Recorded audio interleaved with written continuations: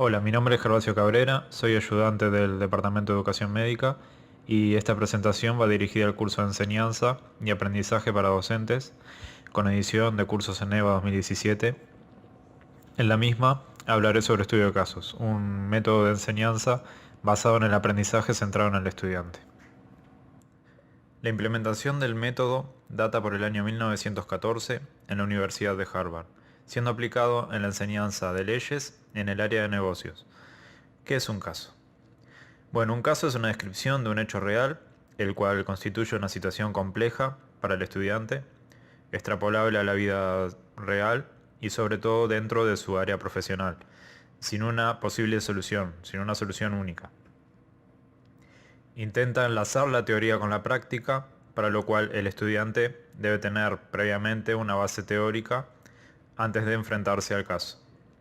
Es interdisciplinario, en el mejor de las situaciones.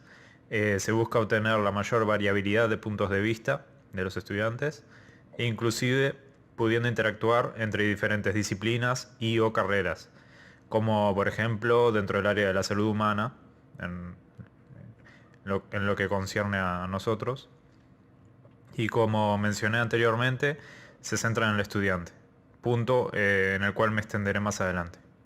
Acá en este cuadro se intenta poner en evidencia los contrastes a grandes rasgos que existen entre el método del caso y el método tradicional, pudiendo colocar como ejemplo a este último la clase expositiva, como un ejemplo.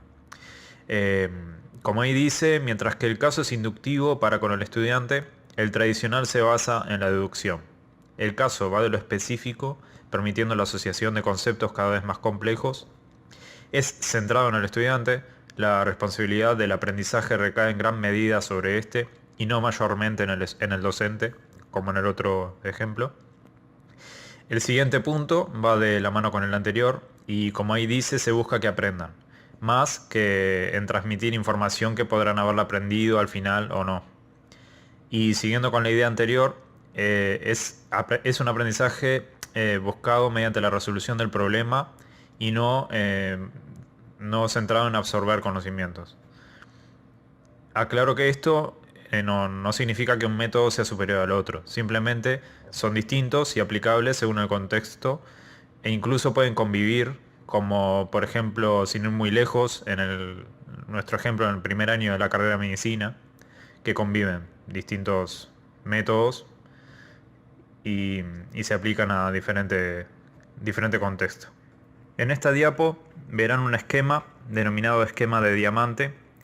En el mismo se resumen los pasos del método del caso que traen implícitos los procesos de aprendizaje por los que cursa el estudiante, antes, durante y luego de enfrentarse al caso.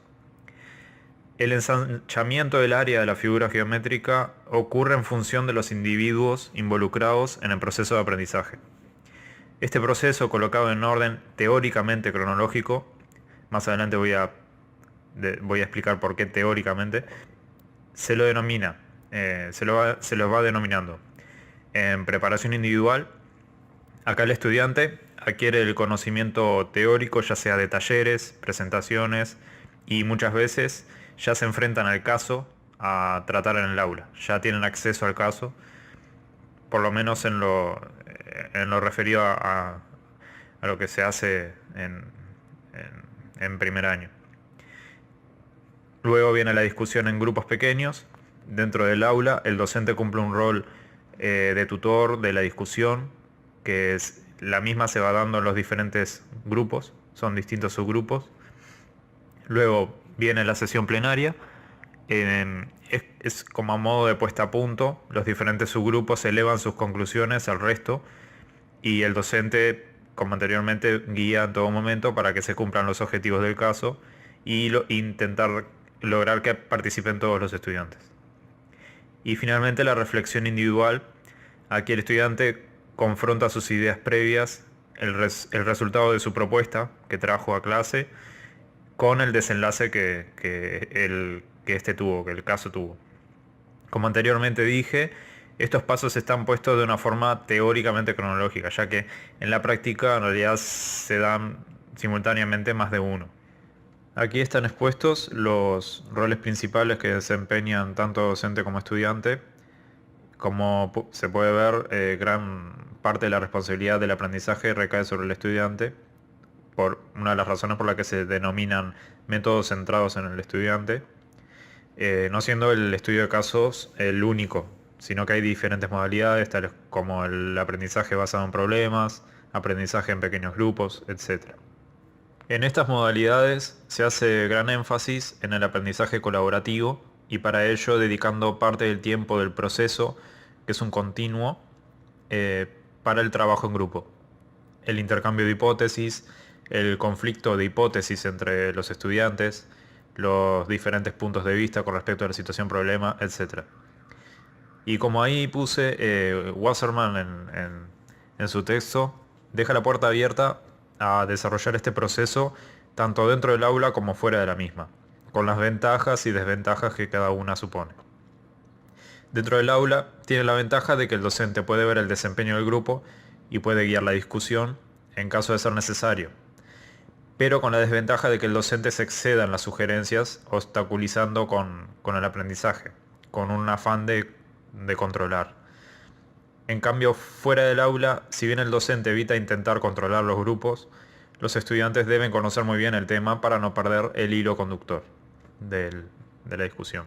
Se busca que el estudiante, más allá de los conocimientos, adquiera ciertas competencias básicas para su quehacer como profesional a futuro, que sepa autodirigir su estudio, que adquiera la capacidad de ser crítico con lo que se enfrente, capaz de analizar todos los aspectos de una situación para luego resolverlos, tomando decisiones acertadas y saber que no siempre hay una sola forma de lograrlo, hay alternativas. Todo esto pudiendo compartirlo con otros colegas, ya sea de una forma inter como multidisciplinaria. Lo dicho anteriormente, se evalúa con un carácter formativo, se evalúa la evolución de cada estudiante de una forma continua, no así sumativa, ya que el estudiante en el transcurso del semestre va adquiriendo una evolución, ya sea para bien o para peor, pero uno intenta que logre evolucionar y lograr manejar esas competencias. Si bien esto es un continuo, no lo va a seguir poniendo en práctica en el resto de la carrera. Se hace hincapié principalmente en estos aspectos que están en la diapositiva y otros tales como actitud, respeto, asiduidad, puntualidad. Un poco extrapolando la práctica que se lleva a cabo en el departamento, el uso de las TIC adquiere un papel fundamental también y es otro punto que se evalúa, el uso de la plataforma como una herramienta. Principalmente ellos usan mucho los foros para intercambiar de una forma asincrónica, como ya hemos visto, y se puede intercambiar material audiovisual, etc. Y también se usan otros recursos, tales como cuestionarios en forma de autoevaluación, ¿tá? Con una forma, con un carácter formativo o sumativo si tiene nota, como las tareas, por ejemplo. Y también ellos recurren mucho al entorno, a la plataforma, el entorno virtual, para obtener información, novedades y mucho material también.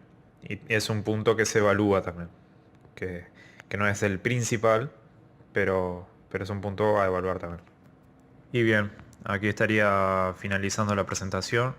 Esta fue pensada a modo de introducción en lo que al método se refiere. Dejo la bibliografía consultada y espero que haya sido de interés y desde ya muchas gracias por su atención.